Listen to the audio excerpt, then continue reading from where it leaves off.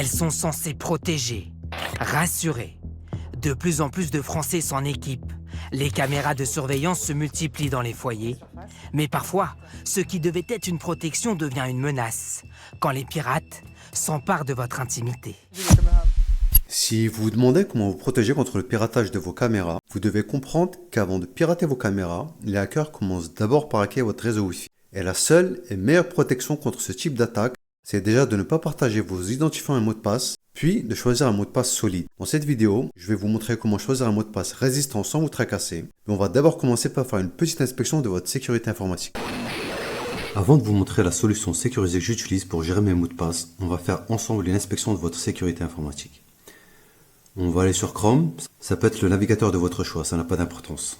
Allez sur Menu, Mot de passe et saisie automatique, puis Gestionnaire de mots de passe. Là, vous cliquez sur Paramètres, puis Télécharger le fichier. Enregistrer, allez vers le dossier où le fichier est enregistré, puis ouvrez-le avec l'éditeur de votre choix. Maintenant, jetez un coup d'œil à vos mots de passe.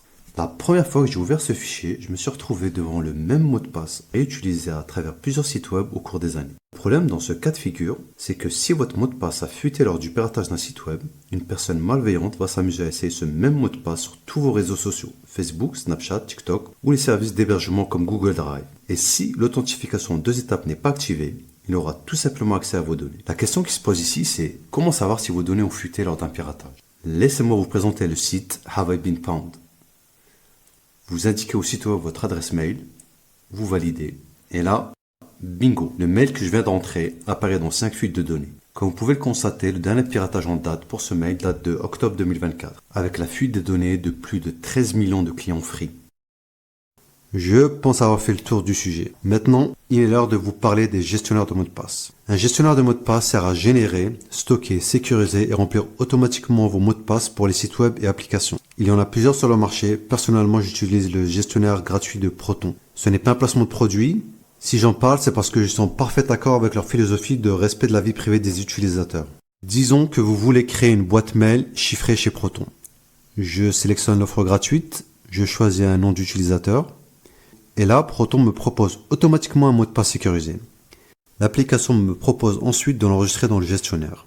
Bien entendu, Proton Pass est disponible aussi pour iOS et Android. De cette manière, quand vous devez vous connecter chez vous ou au bureau, sur PC ou téléphone, vos mots de passe sont à portée de main.